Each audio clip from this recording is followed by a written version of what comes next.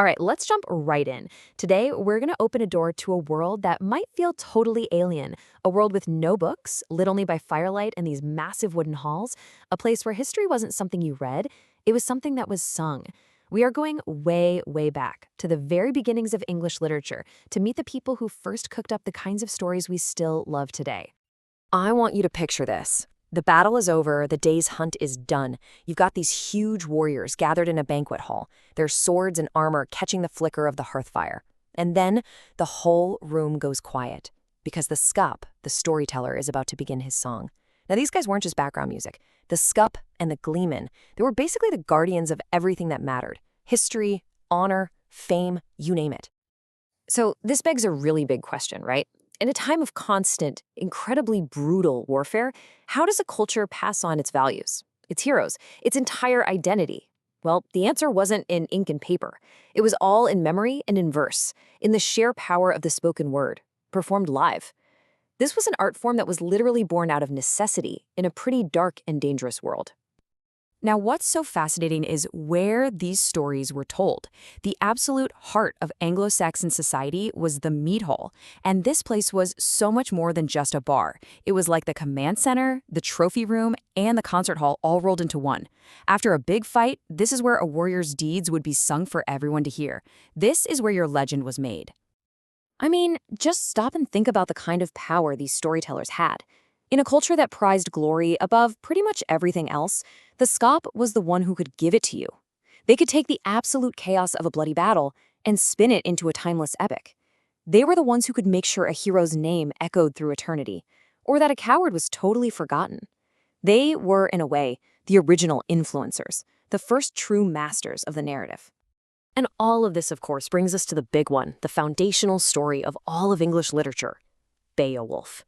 Now, this is not just some simple monster story. Oh no, it's the tale that basically contains the entire worldview of the Anglo-Saxon people. It's a heroic poem that has somehow managed to survive for over 1,000 years of war and change and conquest, all to reach us today. It's incredible. The poem itself is this huge, sprawling thing, but its structure is actually beautifully simple. You can boil it down to 3 monumental fights. First, our hero, Beowulf, takes on Grendel, this horrible man-eating monster who's been terrorizing the king's mead hall. Then he has to dive into a swamp to face Grendel's even scarier mom in her own lair. And finally, after 50 years of peace, a now much older Beowulf has to face his final challenge, a fire-breathing dragon. It is the absolute archetype of man versus monster. Okay, so running through all of these stories is this absolutely crucial concept they called weird. You can think of it as the Anglo-Saxon idea of fate, but it's more than that. Weird isn't just some passive destiny. It's an active, powerful force that is literally weaving the threads of every single life. A hero like Beowulf can be as strong and brave as they come, but in the end, not even he can beat what weird has in store for him. It's the ultimate power in their universe. And this idea just comes through so powerfully in Beowulf's final thoughts as he's dying from the dragon's poison. Just listen to that tone. He's not angry, he's not cursing his doom, he's just reflecting. He lived a good life, he ruled his people well, and now he accepts that Weird is here for him.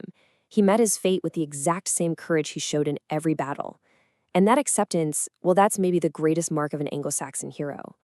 But, you know, it wasn't all about epic heroes and terrifying monsters. We have other, more personal poems from this time that give us a much richer picture of the Anglo-Saxon world. And a whole lot of them talk about the single greatest force in their lives, maybe even more than Weird itself, the sea. These poems really give us a glimpse into the soul of these seafaring people. And just look at the language they used. These aren't just descriptions, they're these incredibly powerful, evocative metaphors.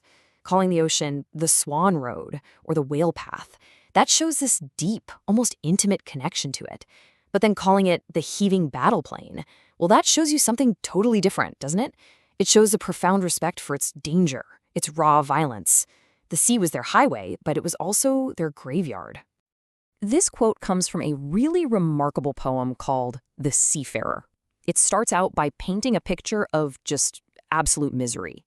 The guy telling the story isn't a hero in a warm hall.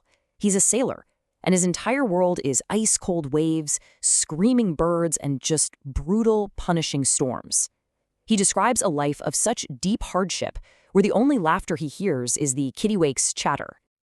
And yet, and this is what's so amazing, right after telling us how absolutely miserable life at sea is, the poet says there's this desire in my heart that urges my spirit to wander.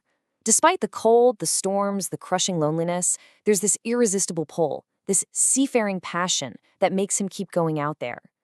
This just perfectly captures the paradox of the Anglo-Saxon spirit, this deep love for home and community, right alongside an unquenchable thirst to wander off and see what's over the horizon. It's also really important to remember that these English storytellers weren't just making stuff up in a vacuum. We have little fragments of poems, like one called Walder, that tells a story that also pops up in old German legends. This proves that the Anglo-Saxons were part of this huge, shared culture of Germanic storytelling that stretched all across Northern Europe. They were all riffing on the same great themes. So for centuries, this entire literary world existed only in memory, passed down from one singer to the next. But then a new threat showed up. The Viking invasions, and they threatened to just completely erase English culture from the map. And the culture was saved by a totally new kind of hero, one who fought not just with a sword, but with a pen, King Alfred the Great. Alfred's impact was just monumental. First, yes, he beat the Vikings on the battlefield, which saved the kingdom. But he knew that wasn't enough. He realized that to truly preserve their identity, his people needed to be educated, not in Latin, the fancy language of the church, but in their own language, English. So he started this incredible project to translate the world's most important books into the language his people actually spoke every day. And look at the books he chose. This was not random at all. He picked history so his people would know where they came from. He picked religious works to give them a moral compass. And he picked philosophy to give them wisdom. This was basically a curriculum for an entire nation. By translating these books, Alfred didn't just save old knowledge. He created the very foundation of English prose.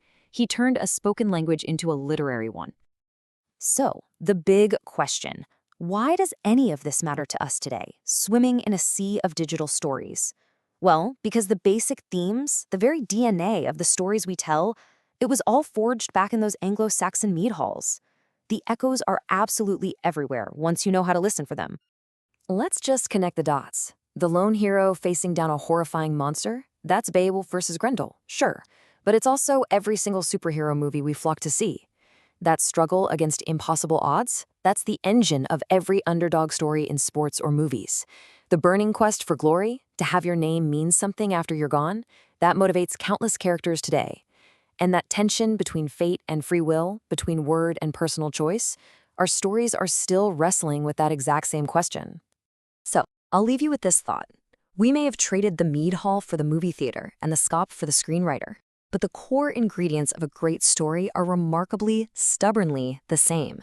A hero, an evil that needs conquering, and a struggle against the big forces that shape our lives. The very first English storytellers gave us the blueprint, and honestly, we're still building on their foundation.